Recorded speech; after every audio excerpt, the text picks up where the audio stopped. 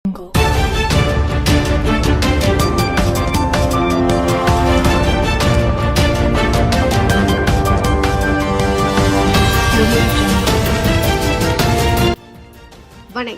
Kingdom network செய்திகள் வாசிப்பது M Priya. நாள் 8/6/2026. தமிழகத்தின் முக்கிய கோவில்களில் பக்தர்கள் தரிசனம் செய்ய இனி ஆன்லைன் மூலம் முன்பதிவு செய்வது கட்டாயமாக்கப்படலாம் என்று தகவல் வெளியாகியுள்ளது.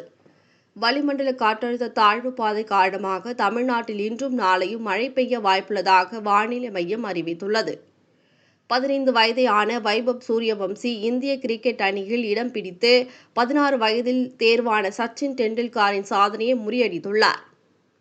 போதைப் பொருட்கள் கடத்தலை தடுக்க தமிழகத்தில் ஆம்னி பஸ்களில் காவல்துறையினர் அதிரடி சோதனைகளை மேற்கொண்டு வருகின்றனர்.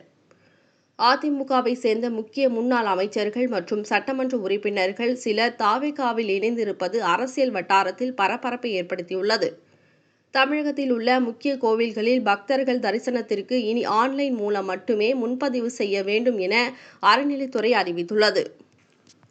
தமிழக பாஜக மூத்த தலைவர் அண்ணாமலை டெல்லியில் முகாமிட்டுள்ள நிலையில் சென்னையில் முக்கிய அறிவிப்புகள் வெளியாகலாம் என எதிர்பார்க்கப்படுகிறது.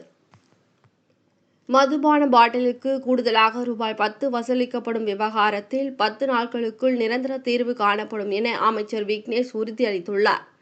வீட்டு உபயோக சமையல் எரிவாயு சிலிண்டர் விலையில் அதிரடி மாற்றம் செய்யப்பட்டுள்ளதாக தகவல் வெளியாகியுள்ளன. தமிழ்நாட்டின் 152 உயர் சிறப்பு மருத்துவ இடங்களை இந்திய தொகுப்பிற்கு ஒப்படைப்பது தொடர்பாக உதயநிதி ஸ்டாலின் முதல்வருக்கு கடிதம் எழுதியுள்ளார்.